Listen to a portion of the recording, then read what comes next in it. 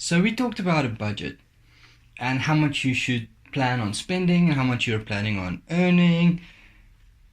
But here's the question. How much should you be saving for income taxes?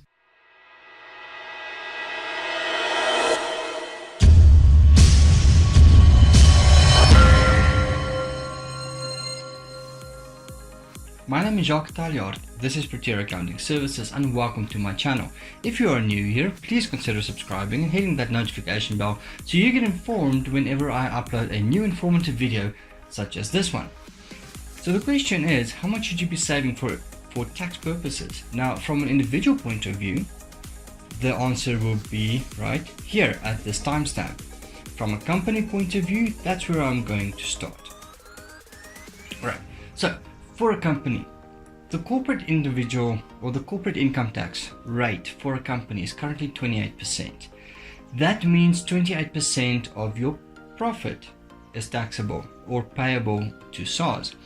This means that you can consider 1/3 of your profit to be put aside and saved for income tax. Now, that is likely going to cause a bit of a frustration because you're not necessarily always aware of what your profit is. So what would be considered a very good amount? This is where you take a look at your budget and you take a look at your management accounts or your financial statements for the last year. Being aware of your budget, and this is one of the areas where a budget is a very good tool to have. Being aware of what your turnover is, being aware of what your gross profit margin is, and being aware of what your net profit percentage is will give you a bit more of an idea. Net profit percentage before tax. This will all give you an idea of what you can expect to have your total budget or to have your total profit at the end of the year, and then you can start to calculate how much you should be saving for tax. For example, if your net profit percentage is 10% of turnover, then you can put away 3% of every sale. But if your net profit is 50% of turnover, you need to put away 15% of turnover. You need to put away 15% of turnover. So that I can't give you a once-off answer for what happens and how much you should put away for income tax, but this is the principle.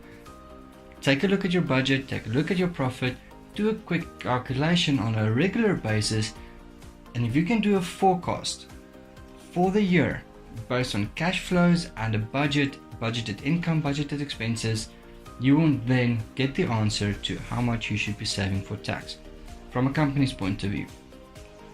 Also, bear in mind that some companies might qualify for small business tax or even turnover tax, and as such the amount of tax you have to save or the amount of funds you need to put away for saving for income tax is going to be significantly less. Also bear in mind that there is typically two, but sometimes 3 tax payments for income tax from a company every year. Once after 6 months of the year end, once on year end, and then once again 9 months after year end, where you have the third optional provisional tax payment. So those are your 3 payments, and this is where the funds that you've saved will be useful. But that's only income tax. There are more tax amounts that you should consider, such as VAT. How much VAT should you be paying over? And a VAT is a different calculation. It's a much more regular payment, but for VAT, if the standard rule is put away 15% of everything that comes in, and then do your VAT calculation, how much you should pay over to SARS every 2 months, and then once you've paid over to SARS, you can transfer then the input VAT that you've claimed back into your current account, and then you're able to use that. So by using the 15% of your total sales or 15% of everything that you've received, your turnover on a monthly basis, putting that in a savings account for VAT, and then adding another amount on top of that, you could go as high as 25% of your total sales, putting it in a savings account. But here is the crux of the matter. Those funds do not necessarily, the funds that you're putting in your savings account for income tax don't have to remain in a savings account. You can utilize a higher yielding account, such as a 32-day notice account, you will know exactly on what day you will need to make a payment, a provisional tax payment. You can even calculate how much your provisional tax payment would be a month in advance. And then 32 days before you have to pay that, in other words in the last week of July, you then give notice to your bank to release the funds into your current account, which means on the day or 2 days before you have to actually pay the money to SARS, up until that day your funds will be generating a higher interest. So that's a very good way to utilize that, and a way for companies to essentially save and generate a bit more of an income of the funds they have to pay over to the taxman. But that's companies, how much you should save for tax in companies. From an individual point of view, the first thing you do is calculate your income tax by following the link here that explains how to calculate your income tax. Then, once you've calculated how much your expected income tax would be, there is the calculation that I mentioned in that video. Use that on a monthly basis. How much income you receive on a monthly basis, do the calculation, extrapolate it over 12 months again, and then bring it back to 6 months. If you don't fully understand that, please feel free to give me a call or send me a message. My details will be in the description here. But the principle of the matter is that when you calculate your income tax based on a monthly basis, the amount of money that you have to pay over to SARS, or that you will have to save to put it away for a normal employee, is going to simply be the same amount as the PAYE that have been deducted, and at the end of the year you might not even need any funds that you've saved. If you are a salaried employee, the tax that your employer deducts from your salary and pays over to SARS should be, for all intents and purposes, equal to the amount of tax, so there would be no need for you to save something extra. However, if you earn any other amount, a very good idea, just a standard idea, rule of thumb that I use and I implement myself, is to take 25% of everything I've earned, put that aside for a tax payment.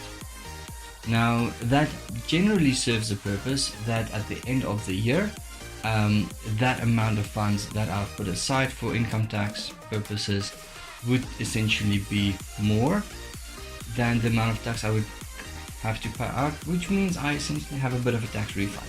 Now there is one way that you can go about this, and that would be to pay over to SARS, and then at the end of the year, once you've submitted your income tax return, SARS will essentially pay you a refund. However, it becomes much more difficult to actually get your refund from SARS, and as a result that process is no longer viable.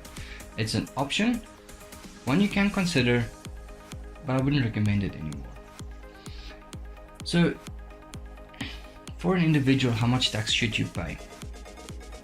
In short and summary, if you earn any income other than, well, if you have only a salary from one employer, no other income, you don't have to save anything extra. If you have another income, then you are very easily, well, it would be very useful for you to put aside about 25% of everything else that comes in. Even if you have, say, 2 salaries, you earn income from 2 employers, you've got 2 jobs, both of them deduct PAYE. The problem is when they're put together, the amount of PAYE, or the tax rate at which your PAYE should have been calculated and deducted, would be significantly more. This could quite often bump you into 2 or 3 tax brackets higher, which could mean anything from an 18 to a 20% difference in the amount of tax you have to pay. So use this calculation in the video that I mentioned on how to calculate tax at the end of last year.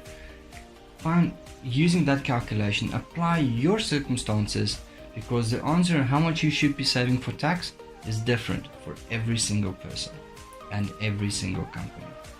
My name is Jacques Taljaard. This is Practitioner Accounting Services, and I hope you have a great weekend.